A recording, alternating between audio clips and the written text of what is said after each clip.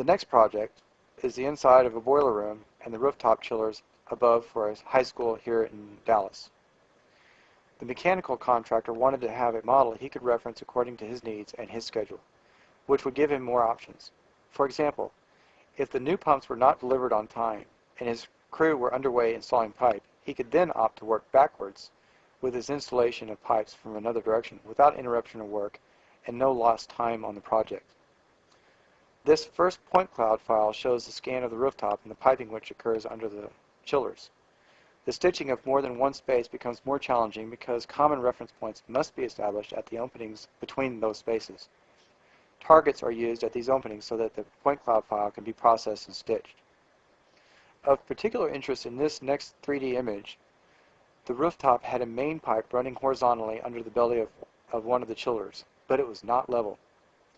The slope of the flat roof made it more difficult to detect. The scan revealed a 1/8 inch per foot slope in the pipe, which would most likely have not shown in a traditional survey. The next scan is an interior scan of the boiler room with high vertical spaces. Notice the polyethylene film which surrounds this scan, like crinkled wrapping paper. It is the modeler's job to recognize usable information from the point clouds from the unusable noise which can occur in and around objects of interest. The shape extraction process here was much more thorough since the scanner's line of sight was unhindered. Bringing this AutoCAD 3D file into Revit becomes a much smoother process, shortening the time required to interpolate how systems come together from the extracted parts and the pieces. Zooming into this model, again, shows a high level of detail which can be achieved. The subcontractor in this case was only concerned with his installations, so the modeling of this building enclosure is simple generic thicknesses. We then presented him with this model and created sheet views locating all of the new components in relation to the existing ones and other common reference points. A camera is now being inserted on plan for a walkthrough of the boiler room space. The hidden wire view is being switched to shaded view for a better feeling of detailing. Notice again the line diagrams of pipes being switched to a higher level of detail. An architect or engineer has the option to show either a riser diagram of pipes and conduits or modeled more exactly as isometric views on drawing sheets. The camera will walk through the space and reveal the high level detail of piping and equipment. The shaded green parts are the AutoCAD overlays referenced to create the BIM. This overlay can be turned off or on to compare the accuracy of the finished product. The deliverable for this project will be a Revit model showing the as-built conditions. The subcontractor will then turn over the model for building maintenance purposes.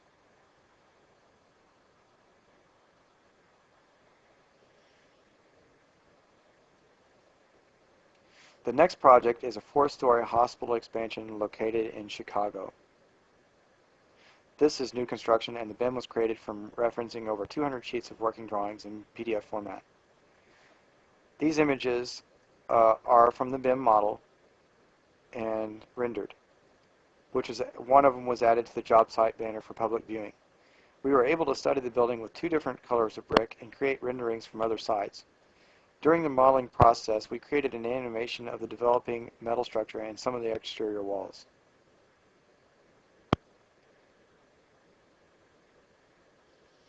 Later, we will be creating an animation of this project when we're completely done.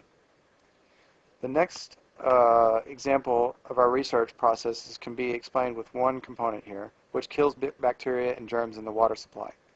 It was described but not detailed in the drawings. We contacted the manufacturer and obtained cut sheets from them. We then created a 3D PDF file from the model and emailed it to the manufacturer. This 3D PDF model file is nested inside a rendered image and can be orbited, panned, and zoomed on all sides. We also created a rendering showing their component integrated with the project's water system.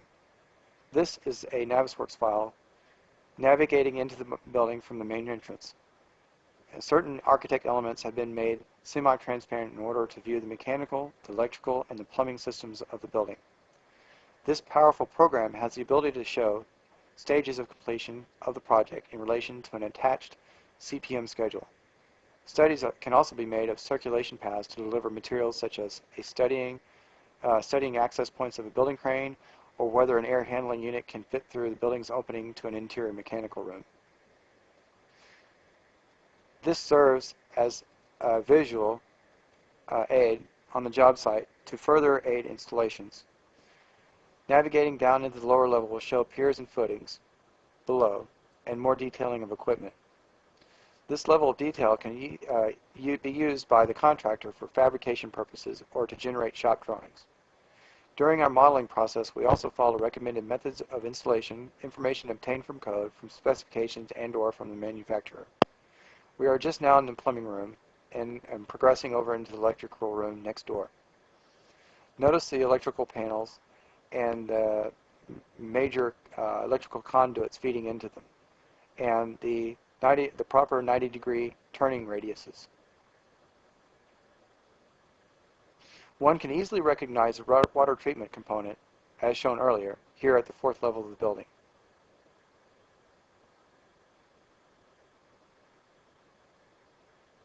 There. For installation purposes, fully coordinated sheets are created in PDF format for each tray to reference. The HVAC layouts for level 1 are shown here.